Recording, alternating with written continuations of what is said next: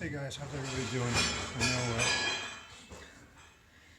we're 2 weeks into quarantine.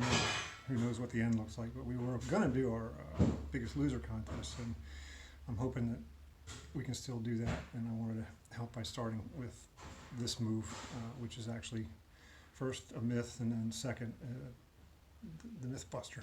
The myth is that people think I don't have any abs. You say that to yourselves because you can't see them. The truth is, everybody's got abs. You know, you're born with them, you're going to die with them. It's a question of whether you work them or not, just like any muscle.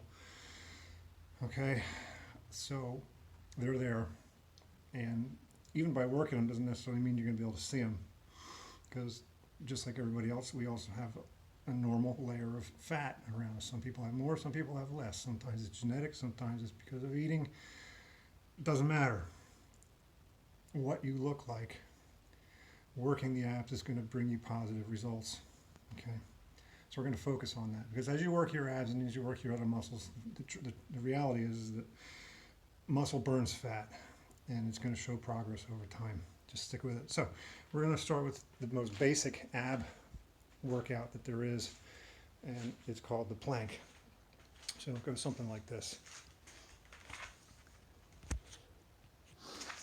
And the plank is going to be just on your hands and your toes, or it could be on your elbows and your toes. But the whole idea is to have a very flat back and having all of your musculature from your shoulder all the way to your toes in a nice straight line. Just imagine that you've got a board on your back. So to kind of exaggerate, you know, if I have a rounded back, it's not going to be there. And if I have a board on my back and my back is hollow, you'll have a big space between the board and your back. So you want to have everything good and straight. Okay. The other thing you want to do is have your hand right underneath of your shoulder, or your elbow right underneath your shoulder, depending on how you do it. And if you start your plank on your knees instead of your toes, okay, again, you want to make sure that back is flat and not bowed like this, or too high like that. Okay. Let me put this out a little bit further so we can all see. Oops, sorry. I need to get something to keep it up a little bit. There we go. There we go. So again, hands under the shoulders, right here in straight horizontal line. Start in the 3-point position. That means set that back foot, set it with the hands. Move up so you can see. There we go. There we go. And this is a plank, just like you're starting a push-up, okay? Now the other position is a little easier.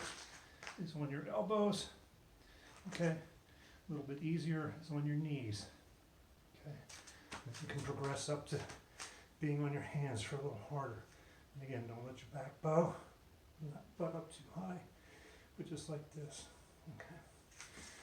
So what I typically do is, once I get in position, I mentally go through a checklist from my ankles to make sure that they're pushed back, that they're not forward, but they're pushed back. Then I lock my legs, my quads, my hamstrings, then my glutes, tuck my hips, firm up the abs, and finally push the floor away like you're pushing the floor away. Don't have slumpy shoulders. Got to push it away. That's what brings that back up nice and flat. Finally, have a very relaxed head. This is not an exercise for the head or the neck. Okay? Same thing on the knees. Set the knees. Tighten everything up. The chain. Push the floor away. Or if that's too much, go down to the elbows. The tendency is to get that butt up in the air. Keep that butt down, nice flat. From the knees to the shoulders, just like you have a board on there. Okay? So there you go. That's planking 101. So start out with like whatever position is comfortable. And then start with 30 seconds and then try to add 10 seconds every day and see how it feels. If that's too much and you start hitting the floor, back off until you can hold it. and then progress. See you tomorrow.